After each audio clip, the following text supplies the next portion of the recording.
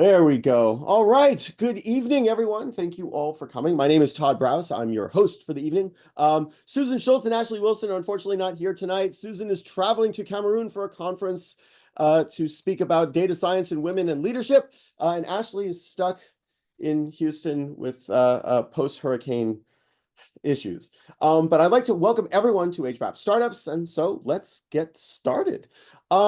For those of you who are new to the Startups group, we have a few announcements at the beginning of each meeting, and we'll do some short one-on-one networking breakout rooms on Zoom, and then we'll come back together for our main event. And first off is our mission. We're here to help foster and fortify an innovation and entrepreneur community coming out of the Harvard Business Analytics program. And our goal is to provide our members with the tools, knowledge, leadership, and confidence necessary to create and grow their businesses from the ground up.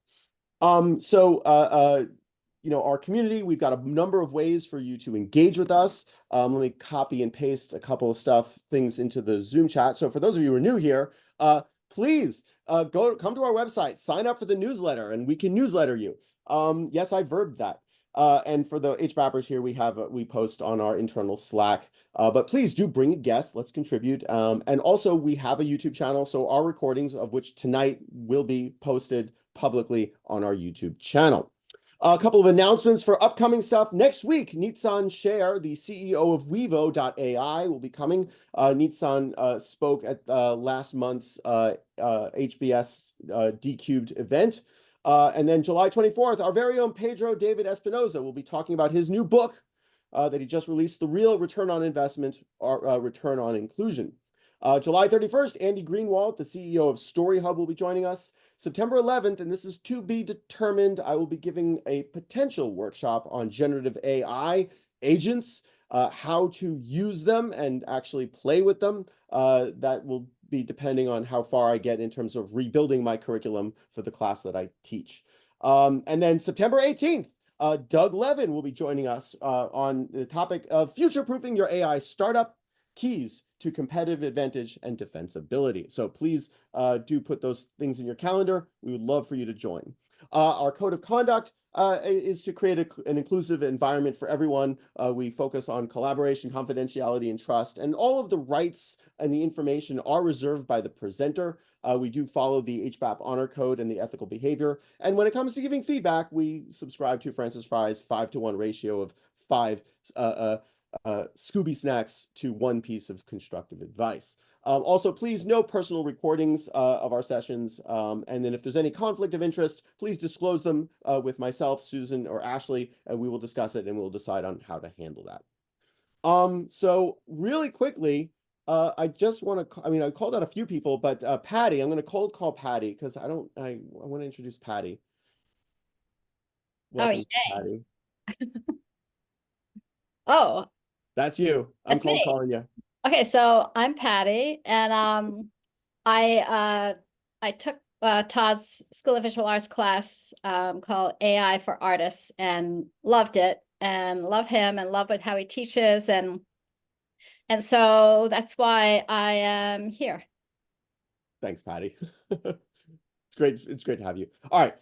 So let me do some social breakout rooms. I have to create them. Normally I do this when Susan's presenting that stuff, so I'm going to do my best to create it really quickly. Let's see what happens. 5 minutes on the clock, 6 minutes on the clock, and random selection on everyone. I will see you guys in a few.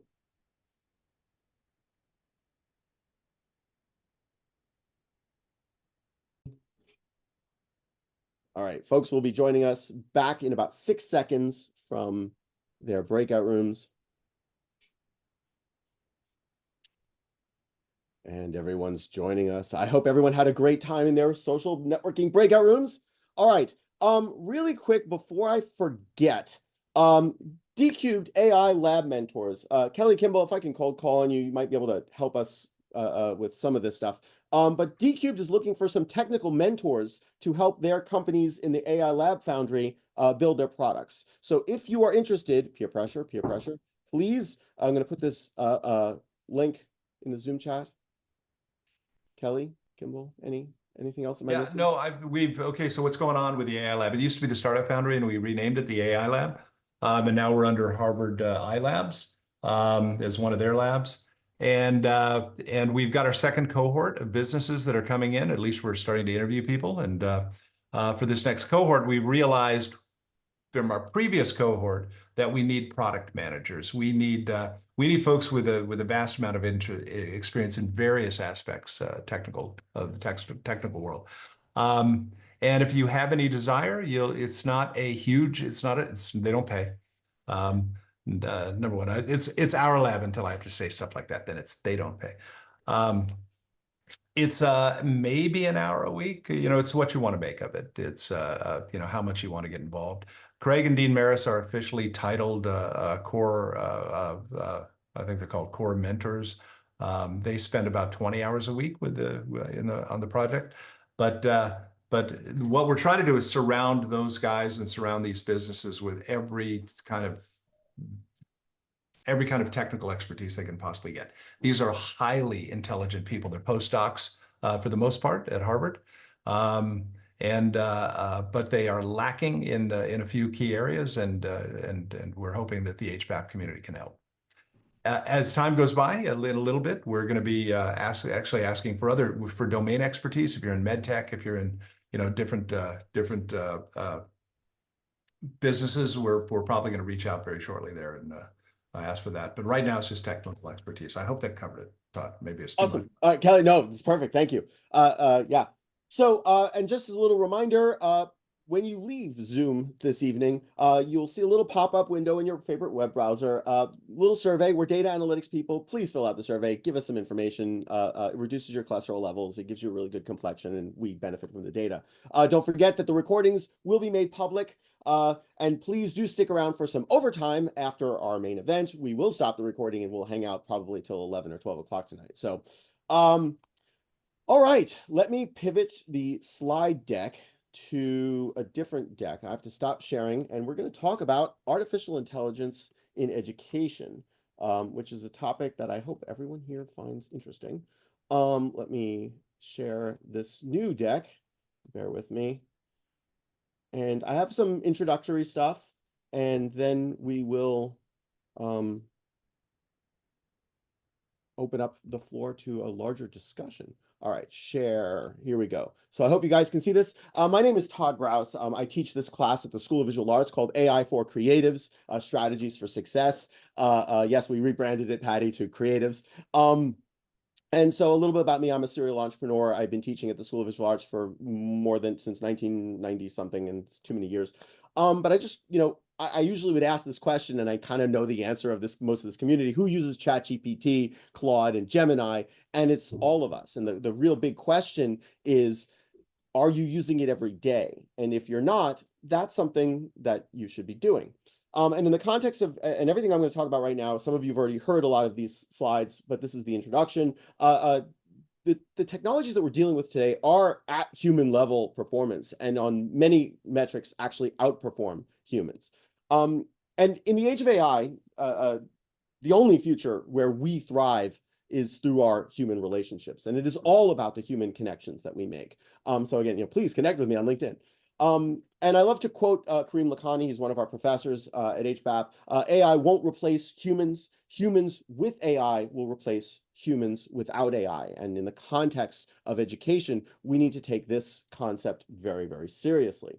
And the other quote that I love to that Karim gave us was, the marginal cost of cognition and creativity is dropping to $0. And what does that mean? It's hard to understand. What marginal cost of cognition, to understand something and to create something, it's going to cost people and organizations next to nothing. And this is a slide that I created to explain that concept. And we are the humans. We're the green line here. Over time, we're born, we learn to crawl, we learn to walk, we learn to speak, we go to school, we go to college, we get a job, we go to grad school, we get a PhD. It takes us time and energy and effort to learn how to do pretty much anything. But with artificial intelligence, which is this blue line, this is the marginal cost of things is dropping to $0. This is incredibly powerful. And once people start to understand this, they'll begin to understand how this is AI is affecting everything that we do. And then this humans with AI, that's this augmentation.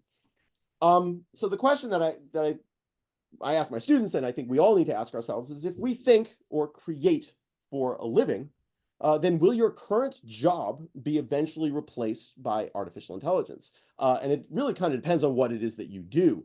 But this is, and I think for many of the things that we do, your jobs will be replaced by AI. And so one of the things that we're exploring is are the outputs that we do with subjective metrics a canary in the coal mine. So my students are designers and creatives and artists, and so a lot of the work they do is very subjective. Did you like this commercial, or did I like the commercial? That subjectivity, when it comes to disruption from artificial intelligence, is arguably the canary in the coal mine. So this is something that we're looking at very, very closely. And then if you take this out on a farther enough timeline, with generative AI taking over all of this stuff, are the outputs that we do as humans, these subjective metrics, actually the future of what we do? And I think that's there's a lot of uncertainty in this, but I think this is a very exciting universe that we are going to be building. And many of you have heard this before, but there's a bunch of things going on with generative AI right now: augmentation effects, replacement effects, transformation effects, and acceleration effects. And the augmentation effects is this is the humans with AI. The replacement effects, this refers to the automation of tasks. And there's nothing new here. These are not the droids you're looking for. Move along. We've seen this throughout history, throughout industrial revolutions. Machines and robots take over assembly line jobs. We've done replacement effects. What's happening is that it's going a lot faster. The transformation effects, and this is what makes me drool. I'm an entrepreneur. This excites me to no end, and I can talk about this for hours and hours and hours. This refers to the creation of entirely new tasks, new roles, new business models, new industries, new ecosystems that will arise directly due to generative AI. And this fundamentally changes the nature of work and the economy and education. And what's happening is all of this is accelerating. This is happening exponentially faster on a daily, weekly, monthly basis. And the current AI adoption bottleneck that we're seeing across almost every industry is in systems integration. So these technologies are new, but it's taking time for businesses and people and organizations to adopt them and figure out how they could use them. And early adopters are definitely getting a major bump here in terms of competitive advantage. So again, humans augmented by AI will lead to this democratization of expertise, and that sends people in a little frizzy, because wait a second, my expertise, my domain knowledge now becomes available to everyone. And that's another compelling thing that we need to think about in the context of education. So AI in education, this is what we're going to be discussing tonight, and I will be opening this up. I'm going to be asking a bunch of questions, and the way we run these things, many of the HBAPers around here are accustomed to this. I'm going to ask a question, and just please raise your Zoom hand, and I will call on you. So please don't unmute yourself without being called on, so we can keep some organization. And I will take notes throughout all of this. But before I do that, I would love to assign some reading. I don't know if anybody actually read the newsletter that I sent out. I put a couple of articles and a great interview with Salman Khan. If you read it, great. If not, don't worry about it. But this is a new book, Brave New Worlds, How AI Will Revolutionize Education and Why That's a Good Thing, from Salman Khan. And Sal is the founder of Khan Academy. So that's a link to his new book. The other homework I'm going to reassign, and by the way, there will be a quiz on Friday. Yes, Jay, he had a great TED talk that was absolutely fantastic. I think I have that clip of that later.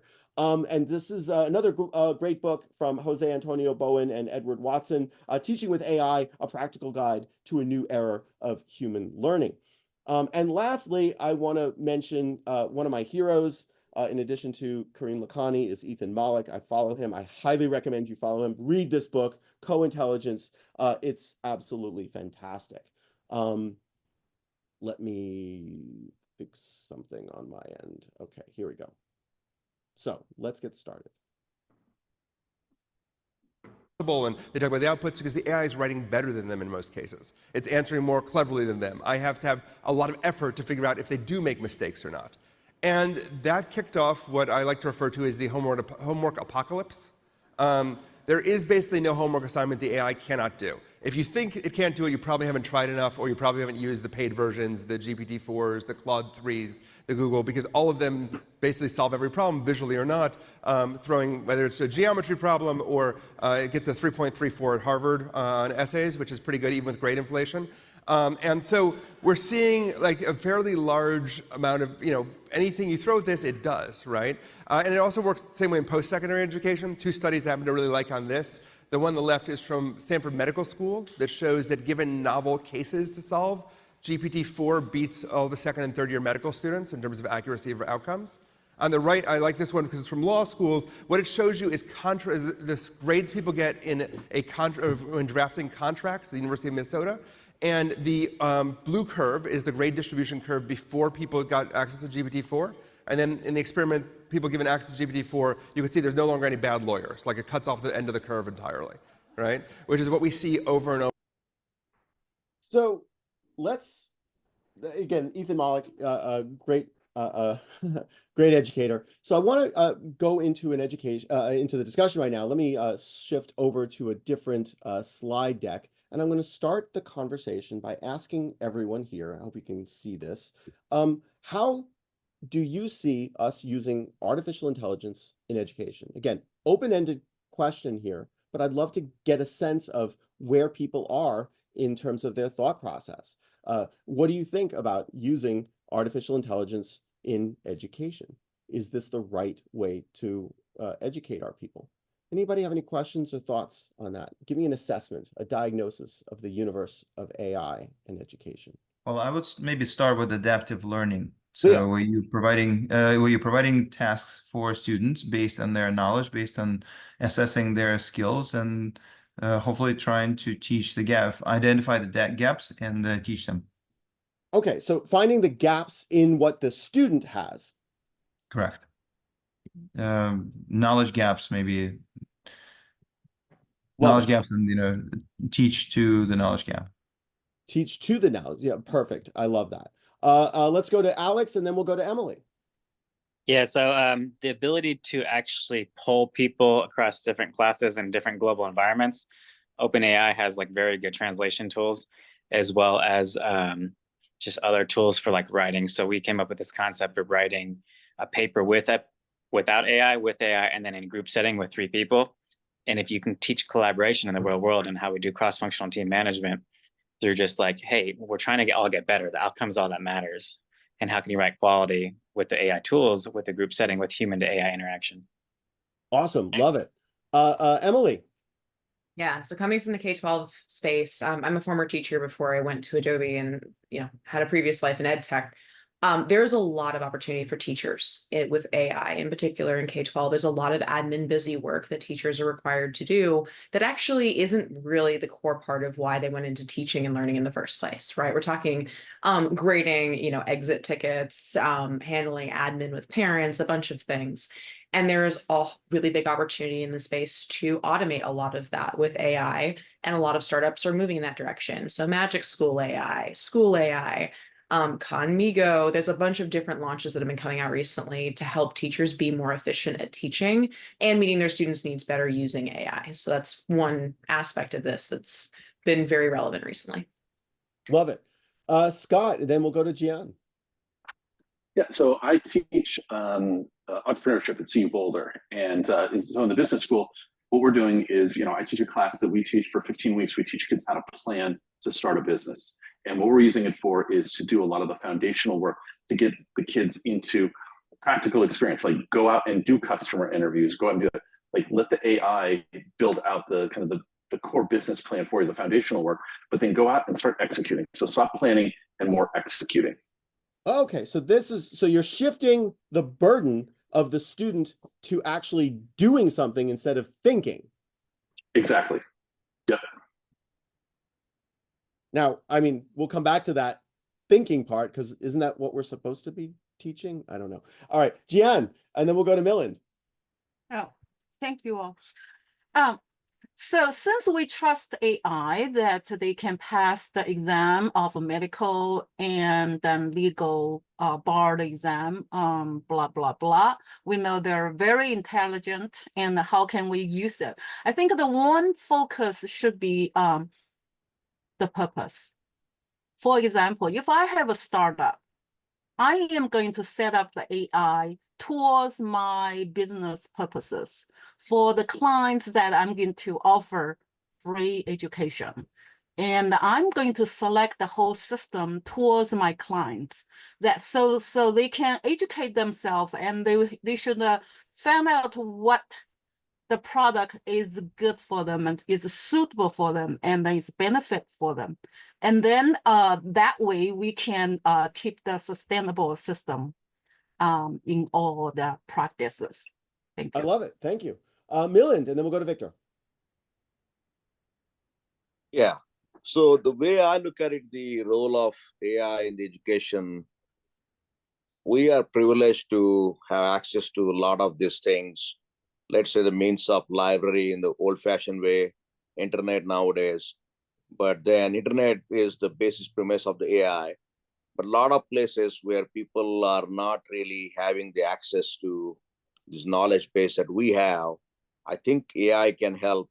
For example, if you want to standardize some of the lessons or basic teaching in any subject, I think you can reach out to masses through this than just having those online forums. Because now, as you can see, the Khan Academy, there is a personal assistant for kids who are suffering, who are not good at certain subjects. So rather than paying higher tuition to going outside like Human or other places, now you can have your own tutor. Plus the kids, the way you make it more interactive, it is more interesting for them. For example, I went to actually India just a few months, the last month. One of my nephew, he has some difficulty learning 7th grade. So I kind of introduced him to Chat GPT and the Khan Academy kind of things. I basically told him how you want to navigate through this. And he loved it because he was lagging behind and he don't really have any tutor. His parents are not that educated. They have the knowledge base. They can impart on the knowledge on him or give him some guidance. So I think there are a lot of other countries, other geographies, which are not as savvy or have the access to the things that we have here. So probably that's the one way I think, AI can be very powerful so that it can be plain level field. So the basic intelligence is there with the kids, but they lack the amenities, and this can bridge the gap. So that's actually really interesting. And I question, I want to push back on the level playing field because, and you brought up a really important issue when it comes to AI in general, access to these technologies. Masha Bertling, who I was hoping would join us tonight, but she got stuck in a meeting, she pointed out that there are over 2 billion people on the planet who don't even have access to fresh drinking water. They don't give a about ChatGPT. They have other problems that they are facing that are much more important to their immediate lives. So what does it mean? I'll quote Jan Hammond from HBS, and she said that the poor will stay where they are. And that's a fundamental problem for not only just education, but society as a whole. But I do like I love the notion of conmigo and democratizing of education. Thanks, Milind. Victor, and then we'll go to Colleen. Yes, thanks. I want to refer to the Khan video that you provided. It was excellent and really intriguing. So my thought goes to that video and many of the concepts, but it starts at the beginning. And what I mean by that is if somehow AI were able to monitor and actually categorize, classify young students in the early part of their learning experience as to some definition of who's, for example, a visual learner, who's a mathematical mind, who is a creative mind, to try to determine what Khan was actually talking about, which is eventually the personalization of education. But I think it has to be fed by something, and it has to be fed by something in terms of rich data starting from the beginning. In other words, you don't want to have a student suffer until 6th grade and then realize we've been teaching them in a way that they're not learning. If that could be detected by AI early on, even if it's not individual personalization, but again, classification and maybe parallel tracks for a reasonable, manageable group of classes of students at the same, let's say, grade level, if that can be part of it. I love that. And I see some potential problems with that, though, when you're dealing with the classification of students and biases and possible false positives and false negatives with the classification. How would you address that? Well, I think it goes to something like Myers-Briggs, because Myers-Briggs has all that complexity, right? It will determine 4 letters that determine the rest of your life, right? But at the same time, the letters and the meaning behind the letters, right, are on a continuum. And what part of the continuum are you on? So are you an ISTJ that happens to be closer to some of the other parameters in some of those, but not all of them? And does that require slicing and dicing further? But the point is that system of again, classifying people has some merit. And to the degree that it has merit and can be verified over time and revisited, right? Somebody every year should be reassessed to see in their early years if their learning style has changed, or if there was other parameters in their life that caused what appeared to be a learning style. That's an example of a bias, right? Yes. So it would have to be pretty advanced, but I think the strength in it is to drive toward what Mr. Khan was foreseeing. So yeah, so Salman Khan's vision for the future of education is, a beautiful one, because it means that everybody would be getting a higher quality education. But David Gurzek, you put in the Zoom chat, if I can cold calling you, Myers-Briggs, a non-falsifiable test.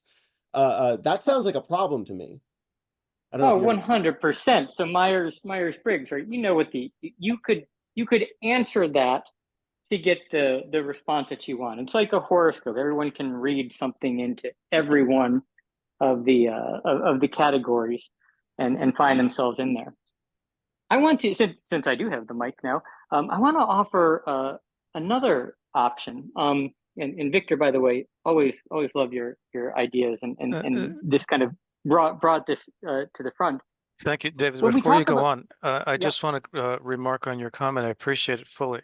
And as I said, because everything's on a continuum, it never feels completely right. But at the same time, imagine if AI were parsing the definitions in Myers-Briggs versus the human beings that develop that program manually and through observation and what have you. Just a thought. I have to jump in on that because this is exactly what I was going to say. Exactly what I want. Colleen, go for it. Well, the reason is I'm with you both, right? So my son has dysgraphia fairly severely. I have pretty severe dyslexia, and the process of diagnosing that is incredibly expensive, incredibly rigorous, and to your point, Dr. Gurzig, highly rigorous, right? So it can't be falsified, and it is also, to your point, Todd, very subjective. It's an instructor listening for these things, right? That we're like, well, I don't know, how severe is it? And compared to what? And some of these AI tools, while rudimentary because he was in middle school, but just speech to text. I mean, it took him to the point of democratizing learning. It took him from, like just weeping to go to school to completely able to play right at the right level, because that when diagnosed correctly and given the right tool, he shot off like a cannon. And I was really happy because he is a public school kid. I'm a committed public school mom.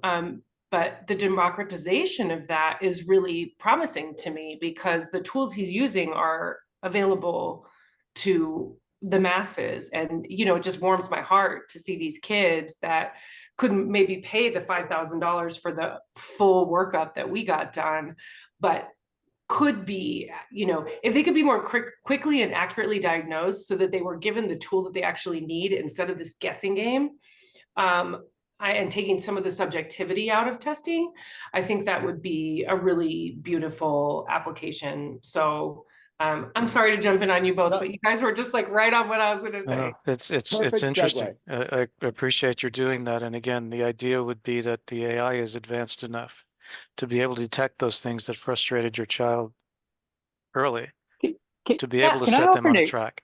And probably David, more I offer an accurate. David, extension to that. I just Yeah. want to Hold on, one apologize for person at a making time. you Victor, get back no. in line. Victor, finish up, then we'll go to David. Yep, Victor, it's finish it David. up. It's David. Just Okay, David. Oh, so let me take this a little bit farther. What we heard here was the capability of these tools to support, if you will, I don't want to say diagnosis, but discovery of beneficial learning environments and patterns and strengths that can support learners of all types. Let me offer a further direction for this. In addition, might we think about the benefit of the AI tools and this acceleration and placement directly into the context that we're at to allow learning to shift from you learn prior to the experience so that you are prepared for it, to you learn in context while doing, because the expertise is readily available to you at that point. Explain that. I'm not sure I'm following that. Yeah.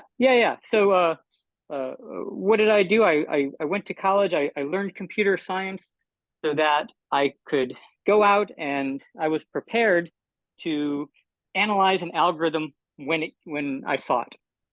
Now I have the ability and the expertise.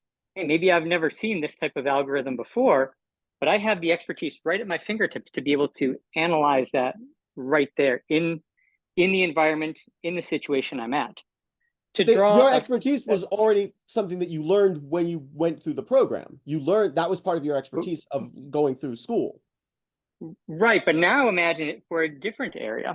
And let me kind of extend that from the areas that Victor and Colleen mentioned, was that now perhaps we have the ability to recognize all of the contextual cues, the environmental cues, such that we can tailor the information that someone's given to the particular environment and situation that they're at right now. Right, it could be adjusted to the learning parameters of the person, to the information that's available to you with the task that you're looking to attend to. You don't have to do the learning prior to. You do the learning while you're engaged in the activity. So the future would be to learn while you're doing the work. Exactly. Because you could not prior to, because you had to have that experience. Otherwise, you'd take forever figuring out what you're trying to do. I love that, which is a little different from what Scott Ford was saying earlier about doing, they don't have to think, they just have to go do. Again, it's a different task. All right, let's, David, thanks for that. Dawn, and then I'm going to shift to another question. Yeah, just following up on the idea of democratizing education, a couple of points. I think before when we talked about that, it was really about the technology and maybe being able to customize the learning to students' needs. I think also it allows the students to learn outside of the teacher's maybe area of expertise, right? You now you have the possibility to potentially learn more things that there isn't someone who is in your school system to actually teach that subject. The other thing is the administrative costs of education. I mean, to me, that's part of what, why we would want to democratize education, right? Because there's these inequalities in education, what's spent per student and why students are trying to get into different school systems. So I'm wondering if from an administrative standpoint, what we could gain using AI, not necessarily just eliminating people. There's always going to be, humans in the loop, but I'm thinking about efficiencies that could actually drive down that cost and make it possible to kind of equalize the value of education, more evenly. That's it. I love it. Thanks, Dawn. So I know I will come back. I guess I don't know if we'll come back to it, but I'm curious about the administrative costs of education and how that's really affected everything. All right, Milind, you got any last thoughts on this? How can we use AI in education? Yeah, actually, I just want to challenge one of the thoughts raised here. Yes, please. That doing this in parallel, as someone suggested, as AI, you can learning and then at the same time, let's say you're taking formal education and then AI going in parallel or something like that. The point I want to make there is AI is a tool. The learning that provides you the basic background for critical thinking. If you rely solely on AI, my worry is the critical thinking skill will be lost. I mean, the human being, yes, there is a function of your brain to think in a diverse way. Now, AI with the data is reaching there, but still there are some combinations. For example, when you have the automated car or the Google is trying to do, they cannot mimic all the conditions, possible conditions, like rain, if there is a storm, there could be some scenarios they can model, but then they split that instant moment thinking that human brain can process. AI is still not quite there, and it could be there eventually. So the point I want to bring it back is the formal education is still necessary, I mean, with the help of AI, but having that in parallel, I'm still kind of process that thought. It's possible for some people, but I think a lot of people still have to go through that so that they can establish that initial critical thinking step, and then they can apply. See, once you give the tool, it makes you lazy, and then you start thinking, I mean, you rely on the tool more and more. I would rather have you establish your process, you train your brain, and then use the tool to augment that. Love it. I absolutely love that. All right, let me move forward to, let me see if this will play. But I think we're at the cusp of using AI for probably the biggest positive transformation that education has ever seen. And the way we're going to do that is by giving every student on the planet an artificially intelligent but amazing personal tutor. And we're going to give every teacher on the planet an amazing artificially intelligent teaching assistant. And just to appreciate how big of a deal it would be to give everyone a personal tutor, I show you this clip from Benjamin Bloom's 1984 Two Sigma study, or he called it the Two Sigma problem. The Two Sigma comes from two standard deviations, sigma the symbol for standard deviation, and he had good data that showed that, look, a normal distribution, that's the one that you see in the traditional bell curve right in the middle, that's how the world kind of sorts itself out, that if you were to give personal one-to-one tutoring for students, that you can actually get a distribution that looks like that right. It says tutorial one-to-one with the asterisk, like that right distribution, a 2 standard deviation improvement. Just to put that in plain language, that could take your average student and turn them into an exceptional student. It can take your below average student and turn them into an above average student. Now, the reason why he framed it as a problem was he said, well, this is all good, but how do you actually scale group instruction? I think we're at the cusp how do you actually give it to everyone in an economic way? All right. So, gotta love Salman Khan. I had a thought there, but I just got distracted. Sorry about that. Let's, many of you know who David Malin is. And really the motivation behind a lot of CS50's work over the past year has been this premise, that ChatGPT and tools like it, Bing Chat, Google, GitHub Copilot, and the like, are just too helpful. They are all too willing and all too deliberately designed to try to answer your questions outright. Now, in terms of the real world and in terms of solving real world problems and producing code, for instance, in industry, that's a great thing. I think we've seen evidence already between tools like GitHub Copilot and Bing and ChatGPT that there is potentially and invariably is going to be even more of a productivity boost. It will save humans time and it will amplify the impact of individual humans, much more so, for instance, than replacing them outright. It will amplify one's impact. But in the context of education, as most of you might know or remember, it might be nice to have someone hand you the answers to all of the questions you have on some homework assignment, exam, or the like, but that's certainly contrary to the whole point of learning in the first place. And so our premise and presupposition is that tools like ChatGPT out of the box, because they're either on or off, there's no settings really for these tools right now, are all too willing to just answer any and all of your questions instead of, like a good teacher or tutor, leading you to an answer. Rather, they tend to just hand it to you. And which, by the way, I like that. I don't want to actually have to think. I want to be lazy. I want the AI to do the work for me. I'm going to put this into the Zoom chat. There's a link to David Malin's video and a paper as well. And I don't have the link for Salman Khan. But let me ask the question, how do we mess this up? How can we completely screw up AI with education? So we understand how it can work, but how do we screw it up? Saima. Sorry I was late. That's okay. Just finished work. But again, if this was already covered, I think critical thinking and cognitive development is extremely important. I do agree that this can be used as a thought partner. It can be used as a helper, but it should not totally replace the work of the brain, especially a brain that's growing, and it grows until age 25. I feel that if we do not properly manage this in curriculums, we will see generational decline and maybe even early onset Alzheimer's and dementia, because there are portions of the brain that is not getting stimulated as it should. So that's how we can screw it up. So if we're not constantly, like we're lifelong learners, we run the risk of becoming Idiocracy, which was a great documentary.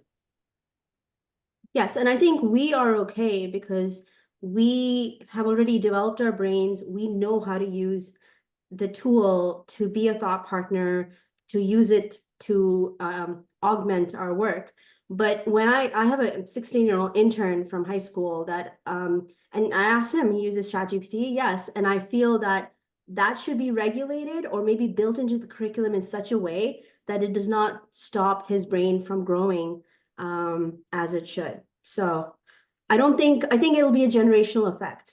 Just like we saw social media's impact with mental health with children, we're going to see something if this is not properly managed. Awesome. Thanks, Saima. Alex, and we'll go to Roger. Yeah, I mean, the key elements of like real world hands-on outcome-based education is something I've been like honing on for the last 3-4 years. The ability to think like a edge AI robot, for instance, like the Tesla bot, like an individual and a student should be able to do a project in a group setting without their phone, without Wi-Fi.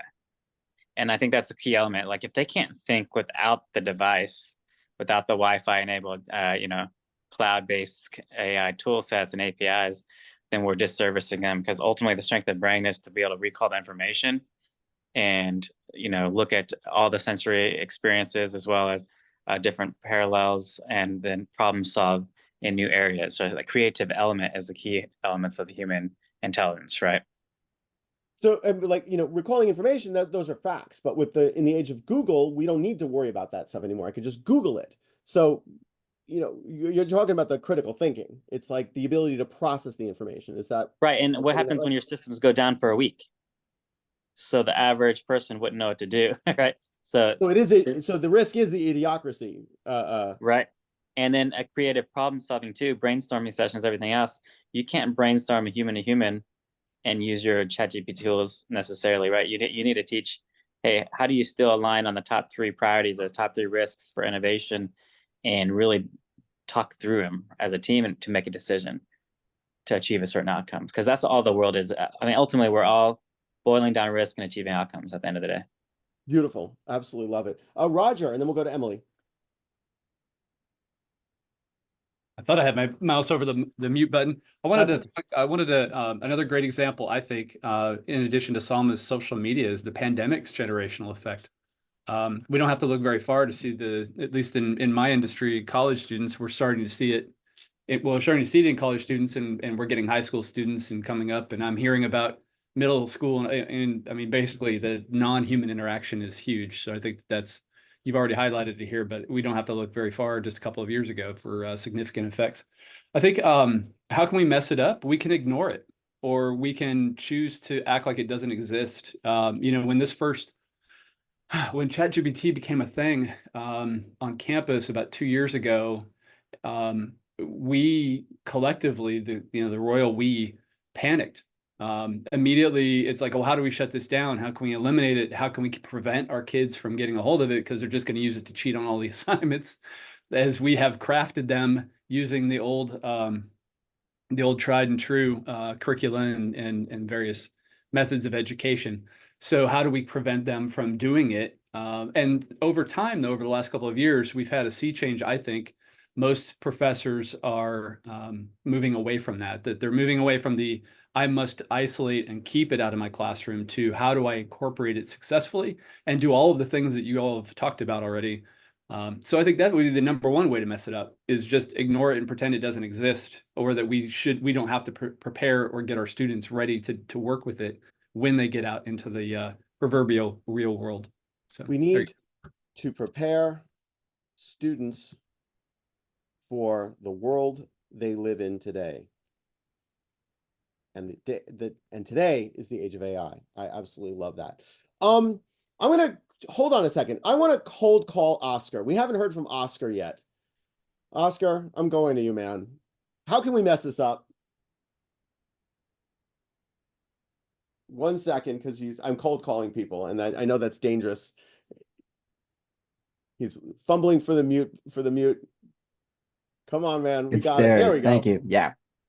Yeah, thanks, Todd. Well, I think like aside of the great ideas that has been put on the table, I think like I'm super biased to what Saima mentioned, right? I think like we must be very careful on what we really allow the people to avoid keep doing. I just came to my mind where she was speaking, like I don't know if you all watched this Wall-E movie where everyone is just on a seed and they are just in content and not interacting, right?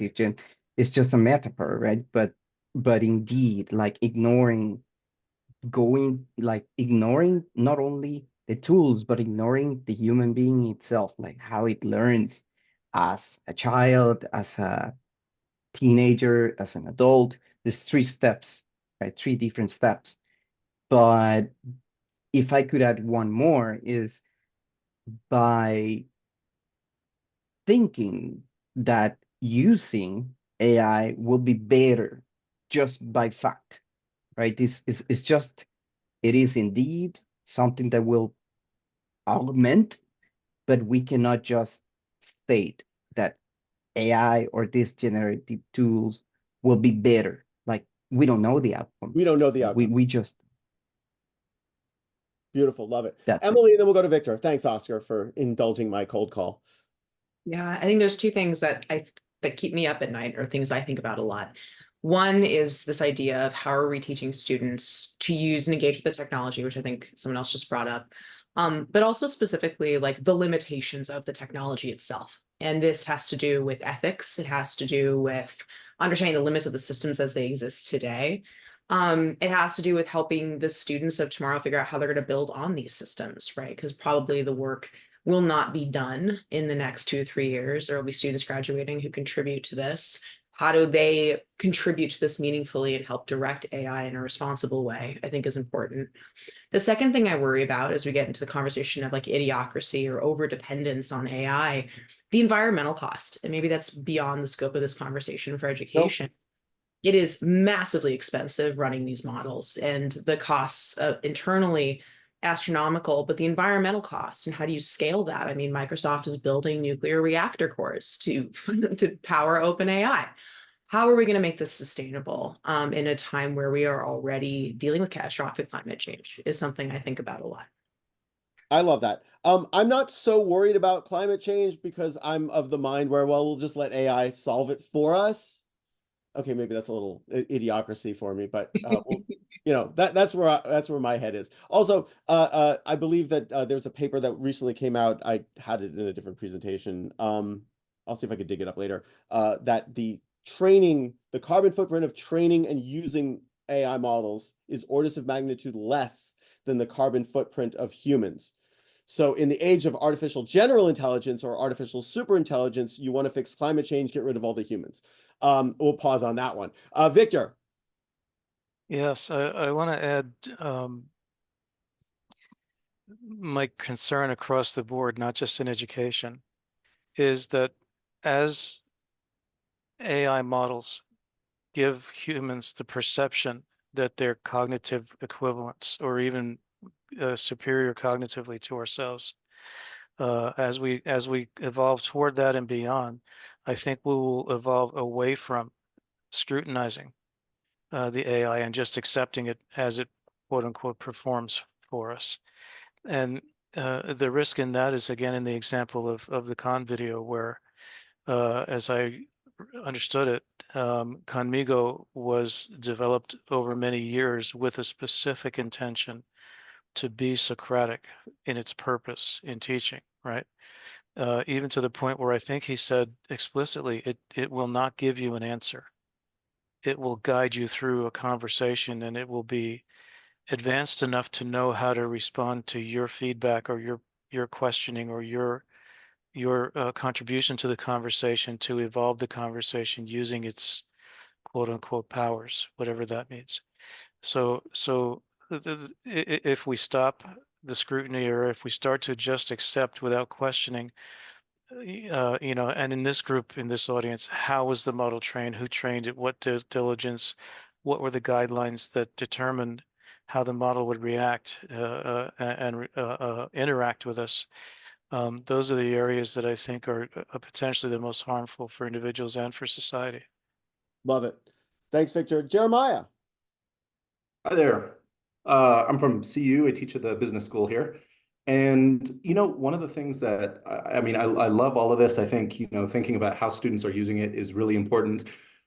What worries me is I think we can really mess this up if we don't consider how we assess. That change in mindset of our assessments probably need to change. If ChatGPT, the basic models that have just come out, can solve most of the problems and are performing and scoring high marks, then we really need to consider, and that puts the onus on us for really thinking about what does it mean to prove and demonstrate critical thinking, right? What does it mean to actually learn something? And I think, kind of that combined with what Scott was saying as far as application, that may be one way to kind of take that beyond, is say, okay, you may know the definitions or you may not need to know the definitions. How do you apply the concepts in a real setting? On that, which is ultimately the perfect segue to my next pasture, is the student assessment question. Thank you, Jeremiah. That is absolutely priceless. So the student assessment is the big problem that we're facing. And one of the key questions is, in what ways can AI-driven assessments enhance or hinder education? Is this stuff fair to students and their evaluations? Because ultimately, if AI lets them cheat, if AI lets students cheat, and the definition of cheating, how do we fix assessment? And let me just start there, and I'll ask some questions. So Gian, if you want to chime in on the student assessment question. Yeah. Okay.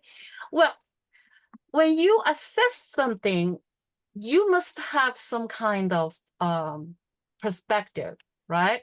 You want your student to reach certain level. Now, since AI appears widely in the market, then our training habit and then behavior all changes. And then just with Dr. David just said that the for extension that while we're doing, we're learning. And now I would think a lot of the schools structure will be changed because a lot of the school, they open a section called how to teach you to use the tool. Now, AI already covered all that. And then that is directly associated with the cost again. So there's a bunch of free stuff. And if we don't think that way, and I think probably certain major of the school may be out of business. But for the assessment, go back to the assessment, I think if you as a teacher to focus on how to develop students' brain, the way of thinking, the way of organize your thought, the way of how to write an essay, how to organize a pitch, that is the key thing. And it doesn't matter what kind of tool you use, right? That is not your, how to use tool is not your aim. How to training the student is ultimately what you try to reach. Awesome. And this is also associated with Simon's talking about. Yes. Yeah. Thank you, Jen. Kelly Kimball, I'm going to you. You Oh. put something in the chat. That was Yeah, look, I think this whole concept of student cheating is, look, there's been tools for students to cheat since the beginning of time. I used many of them when I was in college. Whether it's writing on a piece of paper and hiding it in your palm, or writing on your palm, or just looking at the paper next to you. That the AI doesn't let students cheat. Your character defines whether you're a cheater or you're not a cheater. Yeah, I don't believe that students default to bad character. I don't think that students default to being cheaters just because the tools are available to allow them to cheat. And I think the narrative when we go there, I think it's kind of dangerous, frankly. It'll create a whole group, a generation of educators who do nothing but think their students are lack character. And I think that's a bit of a problem. I don't think the cheating with the AI right now, I don't think that's a real issue. Any more than it has always been an issue. Cheating has always been an issue. It's always been an issue. And so, the reports originally with the banning of ChatGPT and the banning of artificial intelligence was because it enabled the students to cheat. I mean, this was. Yeah, but the Encyclopedia Britannica enables you to cheat if you're able to memorize it. It's a tool. It is a tool, but it's a tool that if the homework assignment is to write a paper, and again, K-12 through college through grad school, notwithstanding, at any age group, if you are given an assignment and your grade is based on the teacher's subjective analysis of that assignment, or is it a math problem? The answer is right or wrong. How, AI does the homework for you. It does. This is what Ethan Malik was talking about. How do we explore the new world of a student assessment if AI can do all the work for me? Lack of tools that would have done that before AI. I mean, look, we worry about plagiarism. If it's a math class, you're going to be able to find the answer on Google, for your homework assignment. I mean, I just think that kind of rushing to this whole cheating problem because a new tool's been developed to help, which is a very positive tool, I believe. I think is a little short-sighted. I think. Okay. I like it. Kelly, thanks. Alex, and then we'll go to Emily. Yeah, so Kelly's exactly right, I think, in the sense of, are we addressing the root cause? Kids want to be connected and actually doing real world stuff, teaching marketing, understanding business product launches, understanding innovation, working with some of these APIs, generating their own tool sets. We're not teaching real world valuable outcomes based stuff. Like, why aren't we teaching a high school student to come up with a $100,000 business a year? I mean, you think about what some of these tools are going to do. It's going to let the average person come up and pop up a business, test their ideas, talk to internationally, maybe hundreds to 200 people to reduce the risk of their idea. The kids know they're not getting quality education because they get out and they're like, none of my friends are ready. We're all staying at home with our parents. They're not preparing us for the world. And so we have to address that. And it's part understanding the brain, part understanding where we want to drive education. But we're in a HBAP's community, like we have that ability. And I've been saying to people at work, so I'm at a $600 million engineering procurement construction company. We're going to robotic welding, for instance. We're going to be able to 20 times robotic welding and plasma cutting of structural steel piping, everything else. We're going to be able to 20 times the speed at which we cut, right? I mean, this is huge, right? We have students doing this with us that are 20 to 25 with no college degree.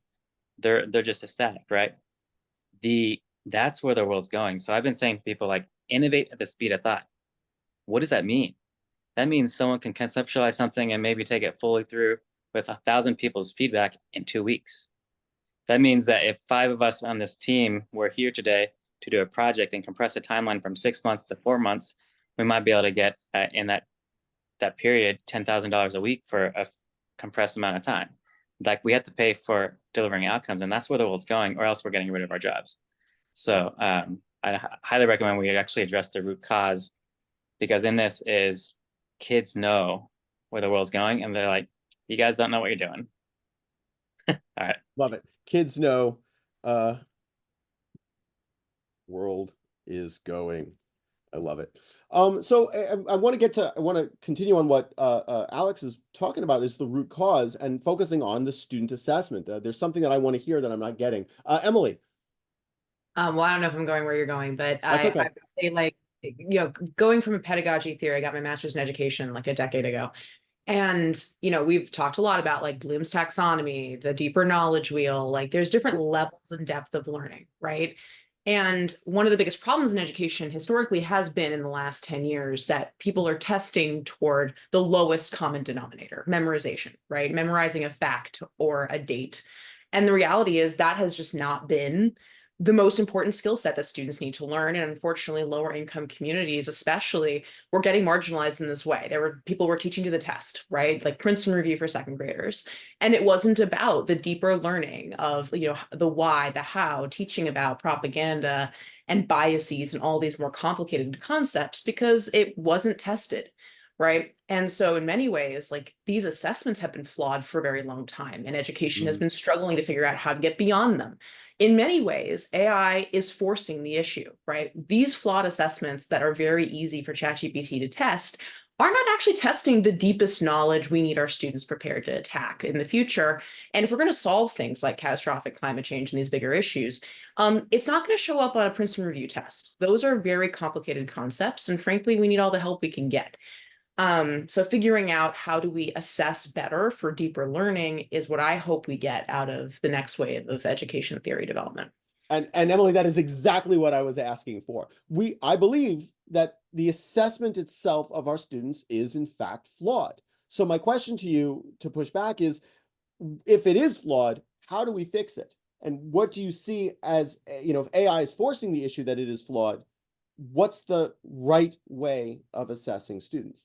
I think you wrote it well on the previous slide, where you said that the future of education is in the past. I think if you look at folks like Seymour Paport and the work that was done in constructionism along, you know, we're talking the 70s, right? The people that invented the concepts that are behind Lego and Scratch. If you look at like the theory that you learn by doing, which a lot of people have been saying, I think if you look at how do you get beyond just a factual multiple choice test, the alternative are real tests of things that people would actually do. So not just write an essay, write a blog, right? Not just write a blog for a real company. Do things that are actually in the situation that are a final product, right? Make a company, I think someone just said, like that's exactly it. Do real things and let students learn by failing and trying to work through those problems, and let them build the mental models of how to solve the problem. Don't feed them the answers. Let them experience the struggle and the challenges. And even if you give them ChatGPT, I promise you, ChatGPT will not overcome all your problems for you. You still have to know how to break down a problem into different parts, get the AI to help you with it. And then there are going to be pieces the AI won't do for you, like the human relationship building aspects of getting the work done. So that is one way you can attack the problem.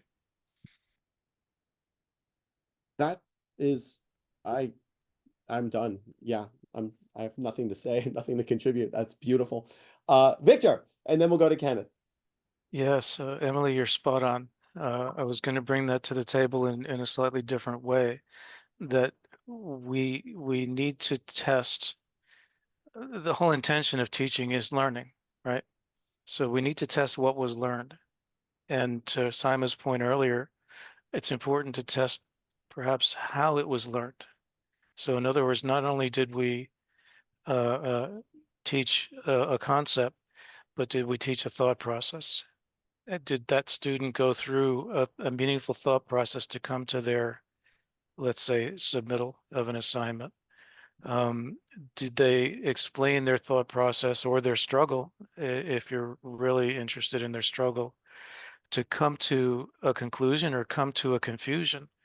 Either way, the point is that we have to teach in a different way so that we can test and assess in a different way.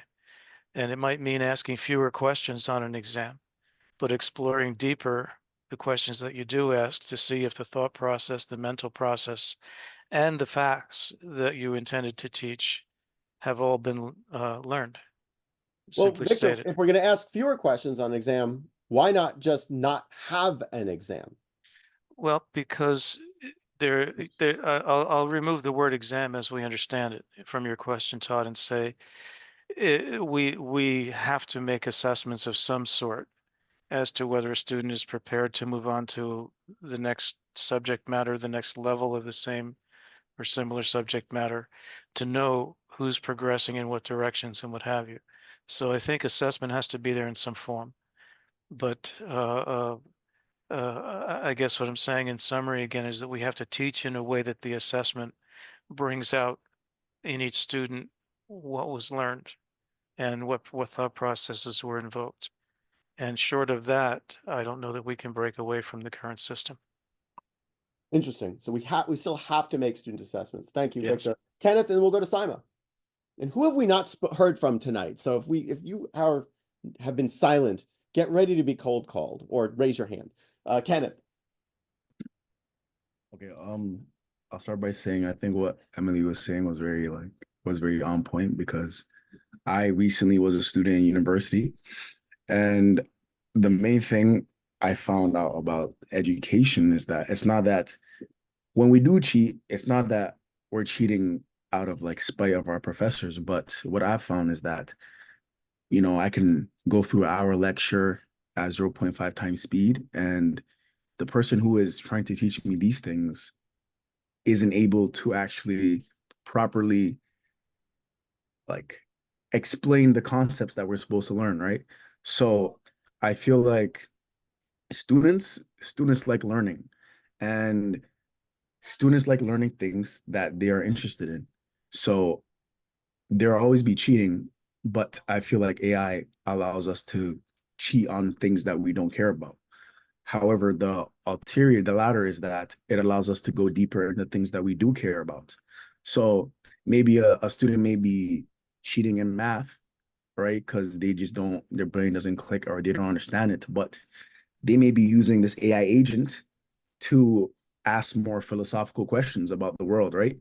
And because this model has been trained on tons of like, you know, all the Aristotle, all the, you know, philosophers, they will be able to gain a deeper knowledge in the field they actually care for, right? So I think we may see in the future, like students may be able to understand their niche earlier than just like me, for example. I went through engineering. I had to go through chemistry, physics, etc., in order to understand where my niche lied, right? So I feel like in terms of these assessments now, instead of you trying to get the best grade in school, because anyways, in the workforce, everybody works in the area they excel in, I feel like assessment should be made for students to understand what their niche is.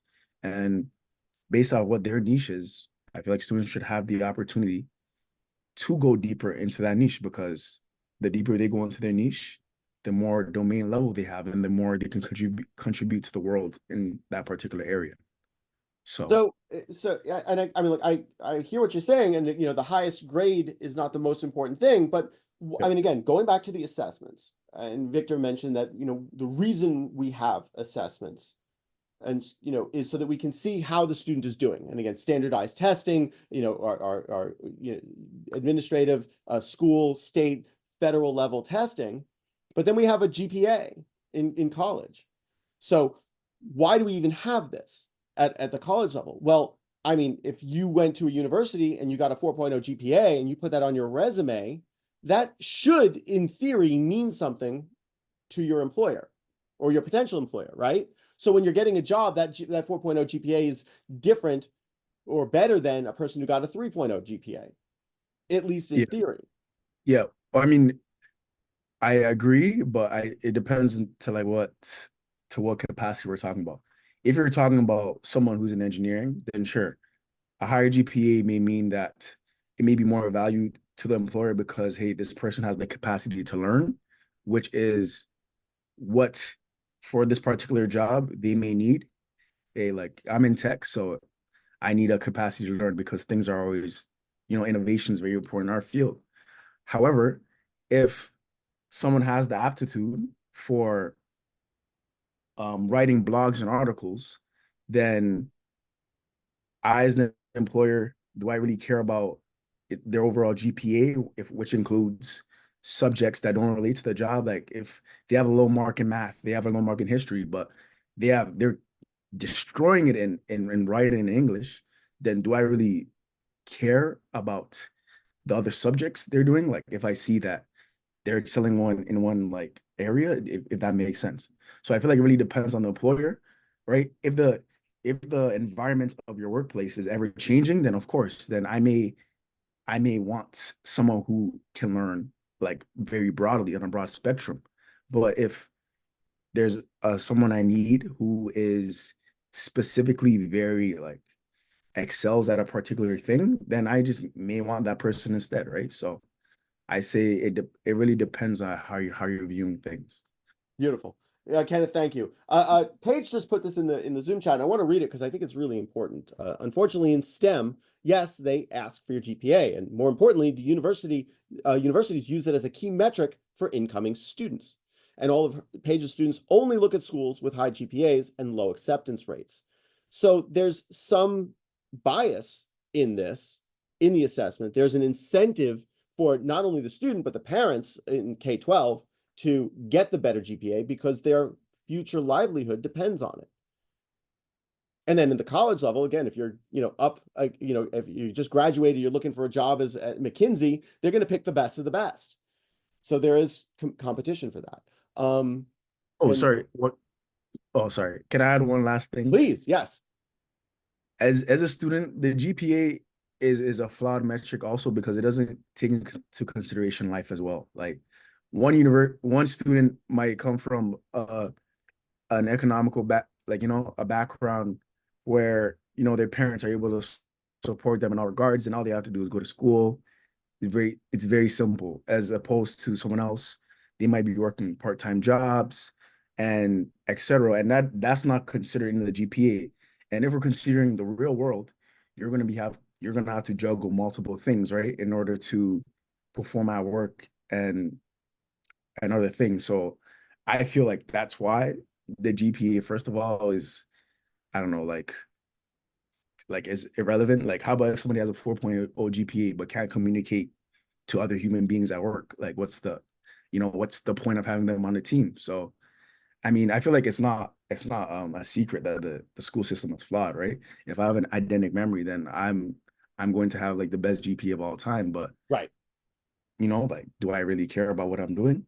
But yeah, that's all I wanted to say, though. Well, that's kind of, thank you. That's really helpful. And then Paige had a little follow up. When you view the top 3.5, 4.0 GPA students, what does that tell you about those students? I hope it doesn't mean that they were excellent GPT prompting engineers. And what does a 4.0 GPA mean in the future? I think it means that the whole thing has to be rethought.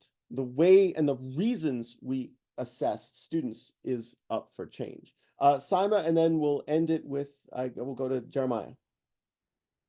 So I had a mediocre GPA, and then when I moved to the US, I realized that a Canadian A is worth a US B. So I'm all for not having GPAs as kind of like the main indicator. I think the student assessment moving forward is going to become more customized rather than using assessments to weed out individuals, which, as Kenneth mentioned, can have biases, is not a fair ground. I feel just like we see personalized medicine, we will likely see personalized assessment. We have a whole group of learners that have learning disabilities, yet they're assessed in the same manner as anyone who would not have a learning disability. So something like dyslexia is a great example. There are programs, that someone would go through, but when they're being assessed for higher education, university, they have the same exact assessment model. So I feel with AI, we could see a lot of great movement for individuals with learning disabilities, dyslexia, autism, any range of things, and be more personalized, which will benefit a lot more to illustrate the gaps and help with the learning rather than weed them out because they did not make a certain score in their GPA. Love it. I think, Simon, I think that's one of the best things. And I never thought of that. I never thought that we could build a system where we're customizing the assessment to the student itself. Yeah, love it. Jeremiah. Yeah, that kind of blew my mind there. That's I'll have to sit with that for a little bit about how to customize assessment. So I guess two quick things. One, I thought about this a lot about a year and a half ago, shortly after the release. My daughter was in 8th grade. She had to write a book report on To Kill a Mockingbird. And she wrote the report, read the book. I was trying to figure out, if students are using ChatGPT to generate these, how else could we assess? And so I had ChatGPT write an 8th grade level, poorly written book report on To Kill a Mockingbird, drawing incorrect conclusions. And I gave it to my daughter, and I was like, what do you think of this? And so it changed that from creator and writer to editor, and having to evaluate whether something was well written, whether it was factually correct. And so, she was like, red penned it, it's wrong here. The conclusion it drew about the point of the book is not to kill birds is wrong. It didn't talk about that. So she was able to apply that critical thinking by evaluating something that was generated or written. And so that just that ability. And the second part is what I'm doing in the classroom in my senior seminar is they'll have to learn about Sarbanes-Oxley, right? Accounting regulation code. And so they have a conversation with Sarbanes-Oxley. And so I'm measuring, instead of the product that I'm measuring, I don't have them write a paper on it. I measure the process, the conversation they have. So I'm like, give me your chat. And I want to see, are you asking questions? Do you have follow-up questions? So it almost tests that Socratic method, right? And I think that's where we prevent the loss of critical thinking, is we encourage critical thinking by showing them how to have that engaging conversation back and forth. And so ChatGPT acts as Sarbanes-Oxley, and they have to have that discussion with it. Nice. So, but I don't know exactly how to, scale that, and how do you change that assessment? It's a different type of grading and a different mindset. So I'd love thoughts on how you might do that. That's another couple of hours. And actually, we could do a deep dive and focus on that. Jeremiah, that's brilliant. Yeah, Socratic method, Socrates. That guy still owes me $2. So yeah, the future of education is definitely in the past. And I like the idea of transforming people from creators and writers to editors. And I think that's a fundamental responsibility with the age of AI, and how we can address the fact that ChatGPT hallucinates. And it's not just ChatGPT, but it's also the agents. Well, I'm not going to talk too much about that tonight, but I really like the idea of these customized assessments to the student. And I love the idea of teaching people the critical thinking, the Socratic method, and transforming from a creator and a writer to an editor. And what that means is the people who are the editors, they're using AI, they're prompting AI, they're giving it a mission: create this information for me, and I'm going to assess what the AI output. And I feel like my students are dealing with this right now. It's like, create images, create videos, create music, create content, create a book, and I'll edit it. I think that might be one of the big futures of work. Okay, it's now 9:27. I have like a dozen more different pastures, which we don't have time for, but I came prepared from curriculum, equity and accessibility, ethical and societal, but I have future trends and innovation. I always ask my students, what are some AI-proof jobs and which jobs should go away? So that's a good discussion in terms of education. What's the future of work? Why are all of these slides in here? Because I put too many of them. Okay, here we go. Debrief. So here's my advice on what I think we should do.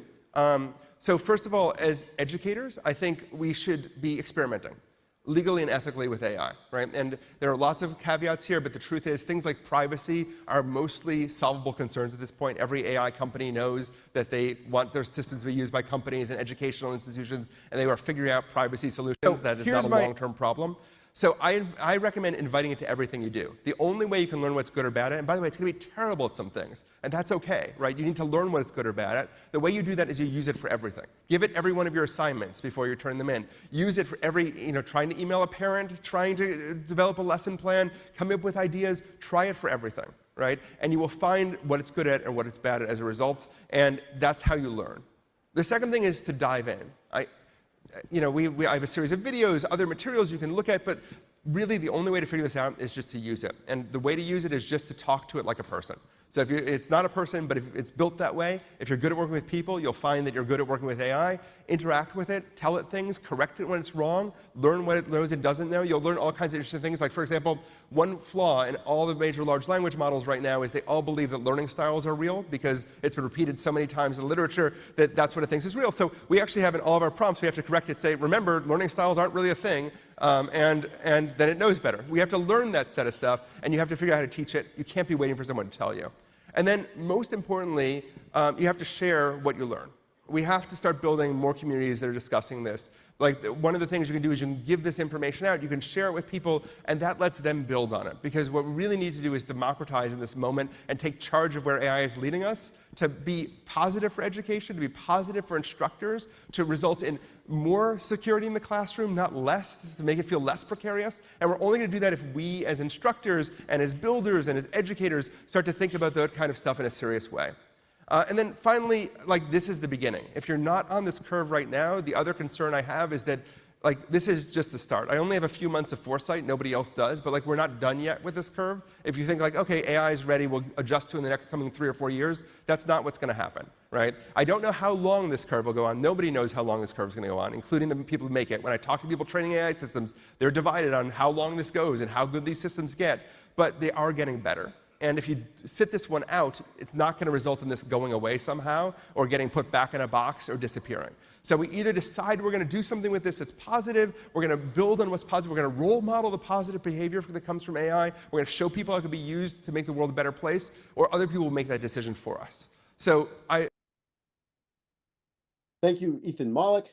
And so one thing that I just want to mention about the future of AI, if you haven't really heard this term, agentic AI and the AI agents, this is where the superpower of the haves and the have-nots are going to really accelerate. So in September, I'm hoping to do another workshop here to actually show you how it is that I'm using and other people are using these AI agents to actually do work and replace people's jobs.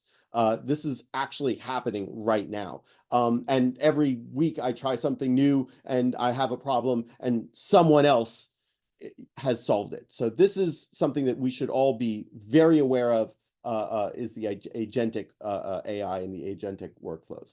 And as Ethan mentioned, there's a lot of hype.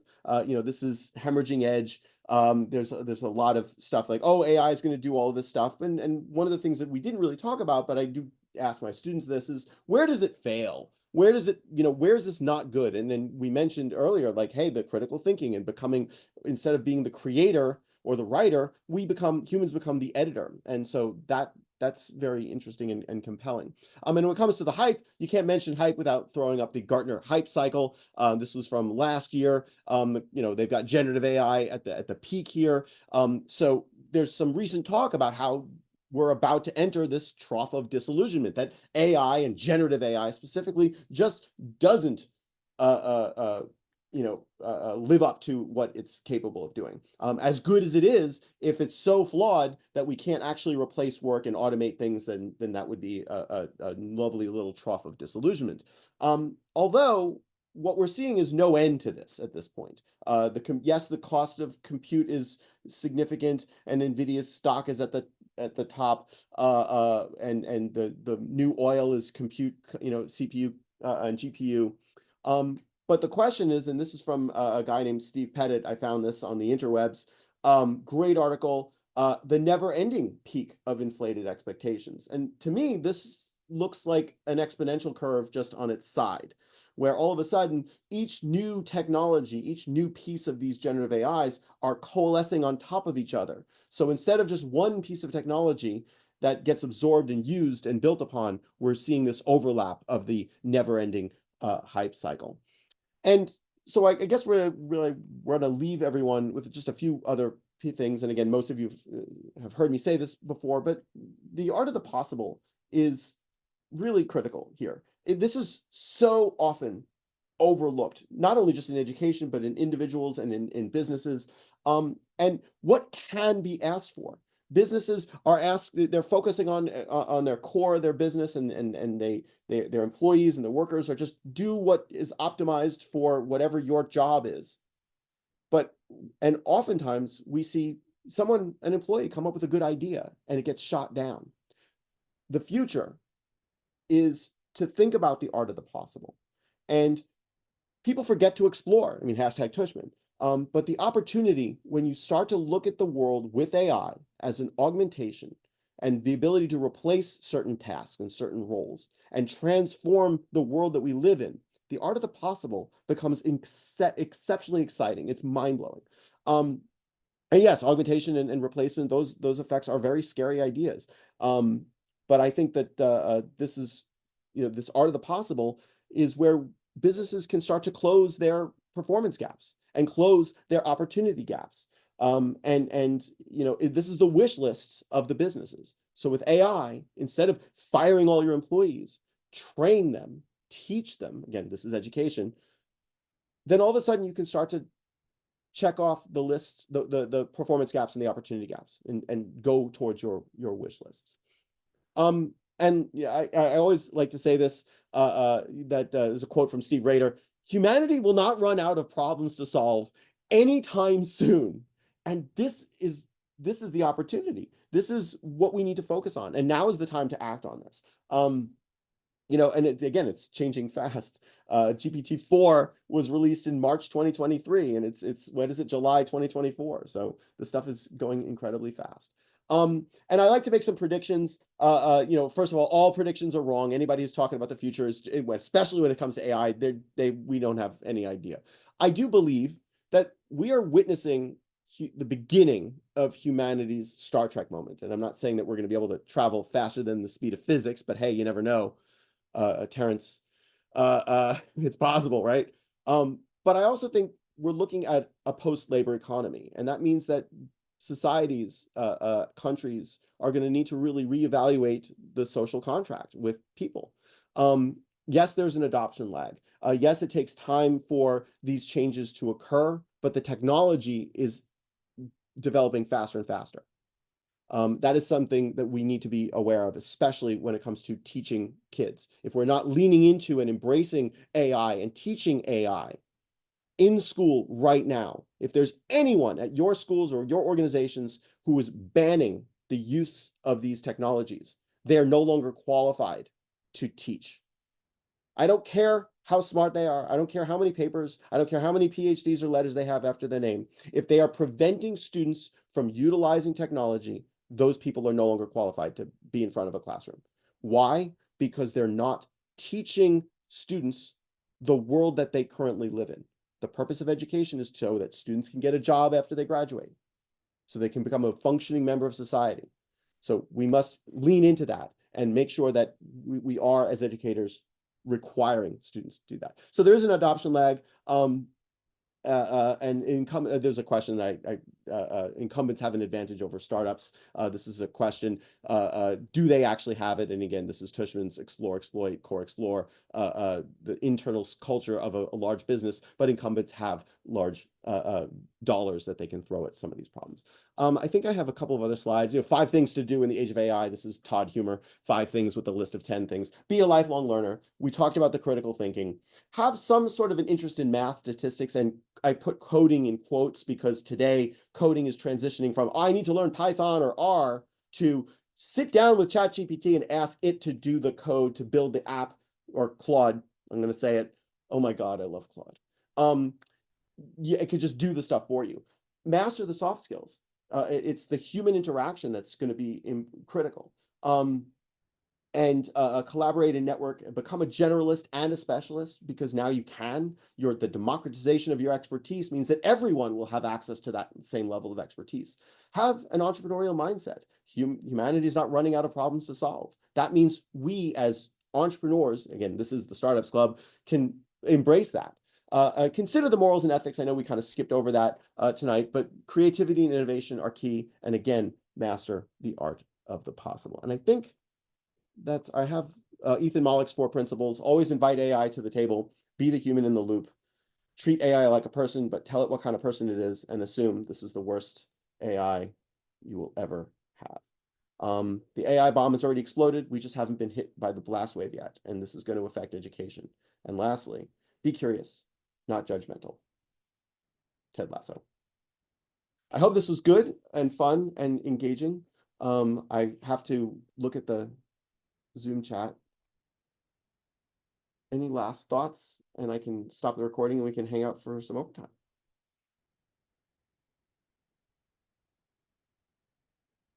No one has thoughts. Okay. Just an applause. Thank you, Lillian. All right. Well, then in that case, I will end the recording. Thank you all for coming. Don't forget next week, Nitsan Share from Wevo. He should be a good talk. He's an AI company that has access to data. So they're building a business on top of their own proprietary data. Thank you all.